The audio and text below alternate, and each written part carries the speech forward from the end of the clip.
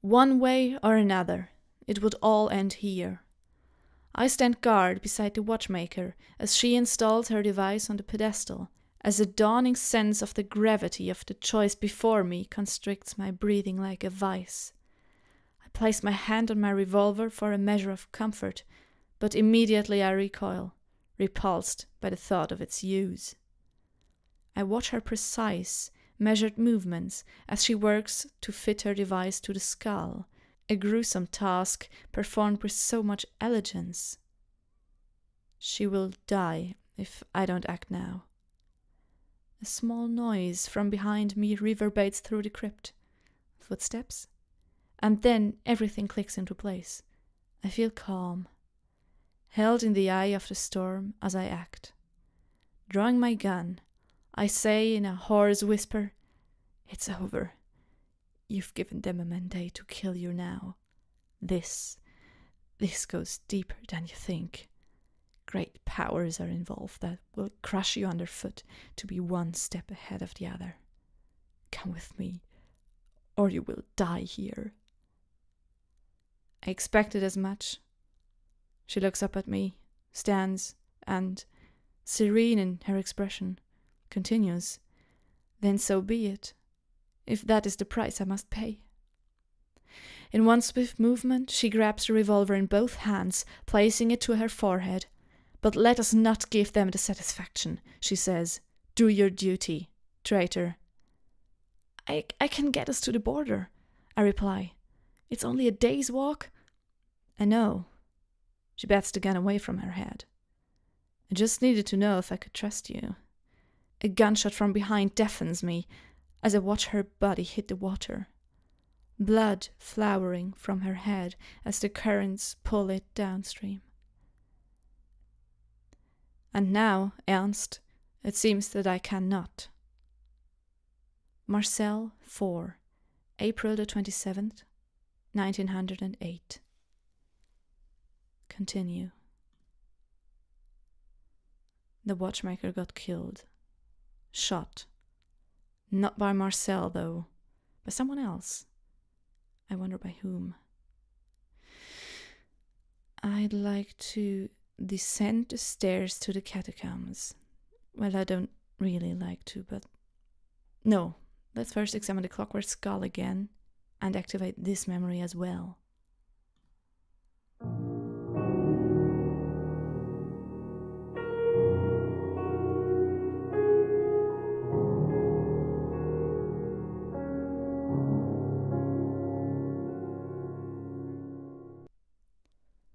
That single gunshot, its source a revolver of German make, my training tells me unthinkingly, still echoes through the vault. It seems as it never should subside, locked in that moment of action, as I turn to face the voice. It was Erwin Braune, my counterpart placed in the institute, a man who I'd fought many a skirmish alongside in that unending bush war that was the mainstay of the colonial protectorate. This gave me an uneasy relief, though tempered with the horror I just witnessed, and sickeningly the knowledge that the man before me I knew so well was capable of this terror. But trust is a many-faced beast, he says in that flat, calm tone of his, as he lowers the gun. This matter is over, and you can do no further wrong. The commander will hear of this and judge as he will. "You just killed a woman in cold blood," I shout, "and now you lecture me on morality?"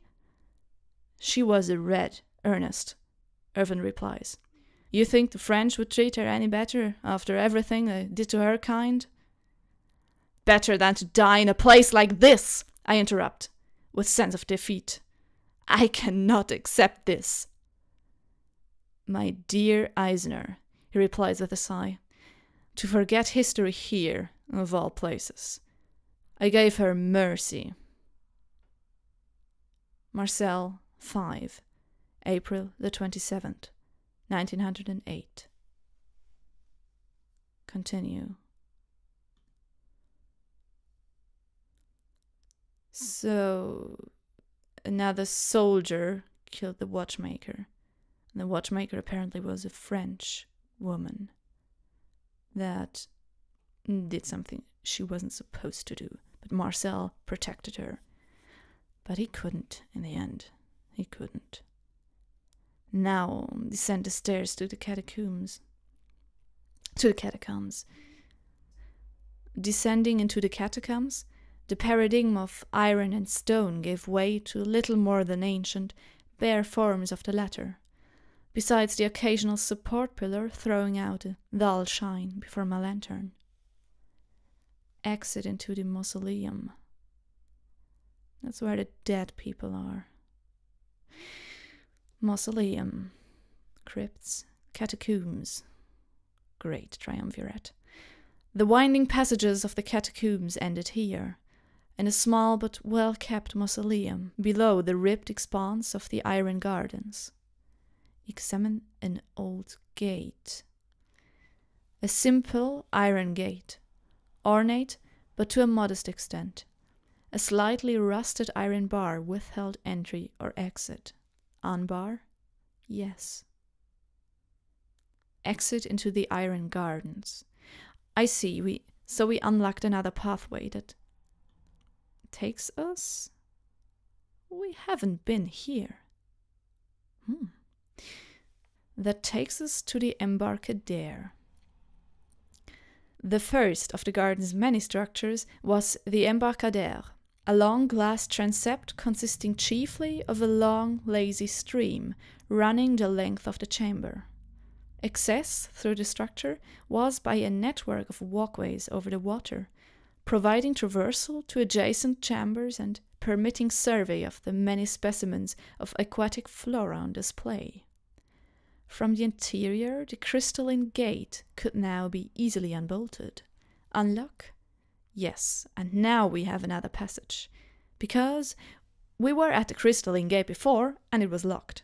Now it is unlocked. I can exit here, through the entrance gate. But I won't do that. I will continue over the walkways to the Blue Orchard. Isn't that the place where SALANDRÉ wanted to meet us? In the beginning, when she talked to us?